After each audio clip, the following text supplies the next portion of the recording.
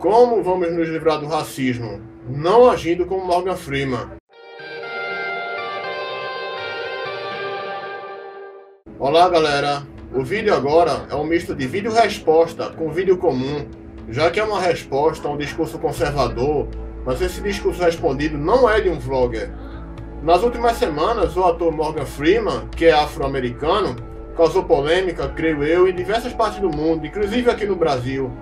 O discurso dele vai na linha conservadora de negar a existência e periculosidade do racismo, interpretavelmente acreditando que basta ignorar o racismo para que esse mal magicamente deixe de existir. Eu faço aqui uma crítica às respostas dele a Mike Wallace, entrevistador do programa 60 Minutes, divulgadas no YouTube. Eu critico a postura dele de desdenhar da necessidade do orgulho negro e de se enfrentar frontalmente o racismo. Inicialmente, ele diz que a existência de um mês da consciência negra nos Estados Unidos é algo ridículo, porque seria impensável confinar toda a história negra a um único mês.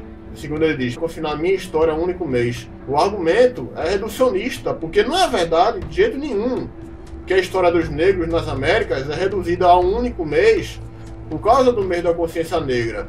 Em todos os 365 dias do ano, os movimentos negros fazem a história de luta dos afrodescendentes acontecer e ser reconhecida e valorizada.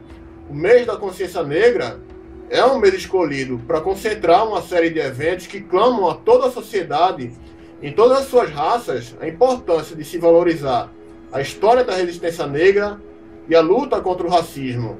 Há eventos em outros dias e meses do ano, mas no mês de novembro é que acontecem mais eventos, mais manifestações publicamente divulgadas que envolvem a história negra. É o mês em que a cultura afrodescendente, com seus elementos herdados da África, é mais divulgada ao restante da sociedade, incluídos nesse restante brancos, amarelos, indígenas e negros que não se associaram ao movimento de luta contra o racismo ainda. Além disso, o mês da consciência negra é um mês comemorativo. No caso do Brasil, é uma homenagem a Zumbi dos Palmares, que lutou contra a subordinação escrava dos negros à elite branca, que colonizava o território que hoje é o Brasil. Dizer que promover um mês reservado à propagação mais intensa da cultura afrodescendente e à divulgação idem da resistência contra o racismo é reduzir a história negra a um único mês é uma falácia. É a famosa falácia do espantalho, já que coloca em algo discordado um ponto fraco que não existe. A seguir, Morgan faz uma pergunta retórica: qual é o mês da consciência branca? Isso é outra falácia, chamada de falsa analogia, já que compara duas coisas que no contexto apresentado não são comparáveis. Igualar, intitulada Consciência Negra, também conhecida entre nós como Orgulho Negro, com a hipotética consciência branca, é tão absurdo quanto comparar feminismo com machismo. Não existe qualquer necessidade de haver um mês, semana ou dia de consciência branca, que os brancos não têm a história sofrida de opressão, preconceitos violentos, discriminação, marginalização que os negros têm. A lógica de Morgan Freeman é semelhante à dos reacionários que comparam o orgulho negro com o orgulho branco, o orgulho gay com o orgulho hétero. O absurdo da lógica dele se torna patente quando a gente substitui consciência negra por orgulho cadeirante e consciência branca por orgulho de não ser um cadeirante. Da mesma forma que não existe consciência branca, exceto por racistas que insistem na ideia estúpida de que os brancos são seres humanos superiores, não há qualquer necessidade de existir como contraparte ao orgulho cadeirante, um orgulho de não ser cadeirante. Não existe qualquer motivo de orgulho, no seu sentido sociológico, em ser branco, em ser homem, em ser heterossexual, em ser endinheirado e não ter necessidades físicas especiais. No caso das minorias políticas, como negros, mulheres, LGBTs, ateus, afro-religiosos, pagãos, cadeirantes, imigrantes, etc., o conceito sociológico de orgulho é o orgulho de sua condição de minoria. É ter orgulho de pertencer a uma categoria que tanto lutou e tanto vem lutando por reconhecimento de direitos, igualdade de tratamento. Também é orgulho de suas raízes culturais mais profundas. É a contraparte de sentir vergonha de pertencer a uma minoria marginalizada e discriminada. É o orgulho de carregar consigo, com sua cor, gênero, religião, descrença religiosa, etnia, nacionalidade, limitação física, uma rica história de resistência sociocultural de autoafirmação, de conquistas de direitos. As minorias têm orgulho de sua condição de minoria, também como forma de resistência às imposições discriminatórias e preconceituosas das maiorias políticas, que, em caso contrário, iriam lhes causar uma profunda vergonha de serem o que são: negros, mulheres, ateus, afro-religiosos, cadeirantes, imigrantes, etc. E um sentimento de necessidade de deixar de serem o que são para se comportarem como a maioria política.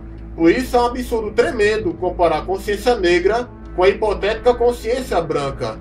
Aí em seguida, Morgan constrange Mike Wallace, que é judeu, com a pergunta: quando é o mês da consciência judaica?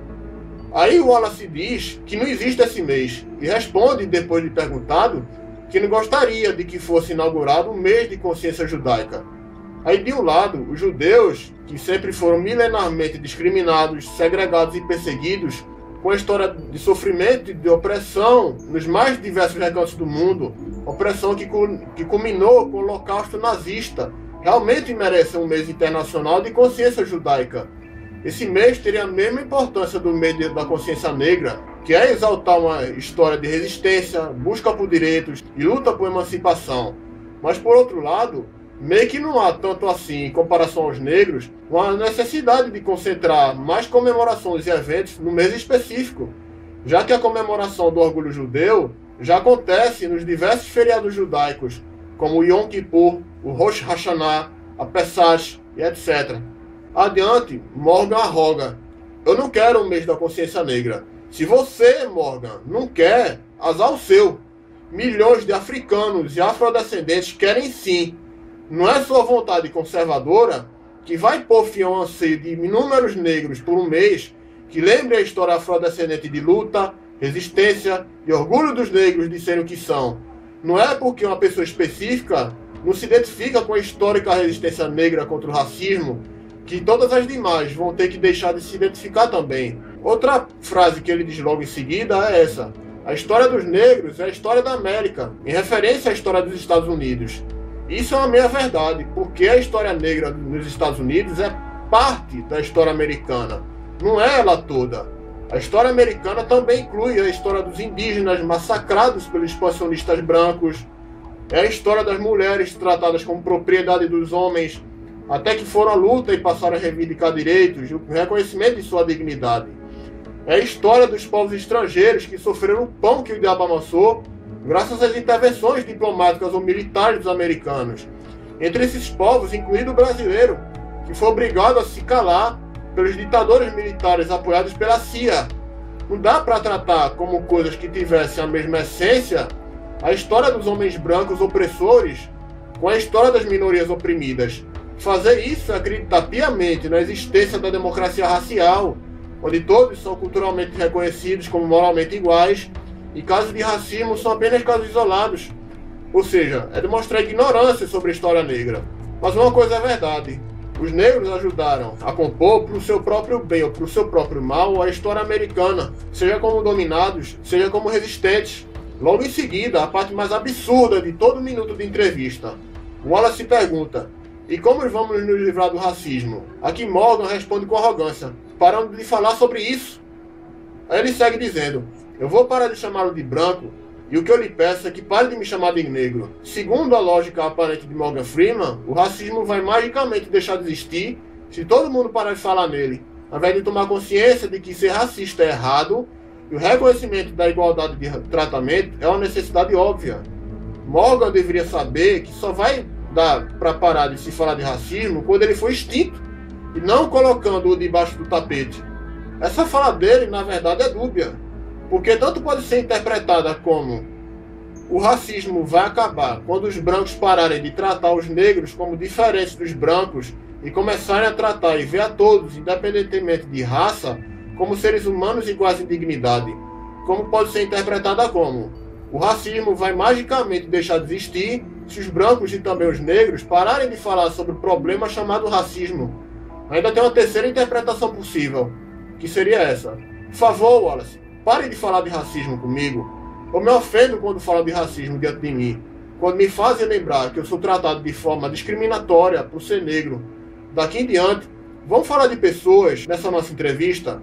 Vamos parar de falar de racismo nessa conversa, porque isso me incomoda, me faz ser um ser humano negro, em vez de simplesmente um ser humano.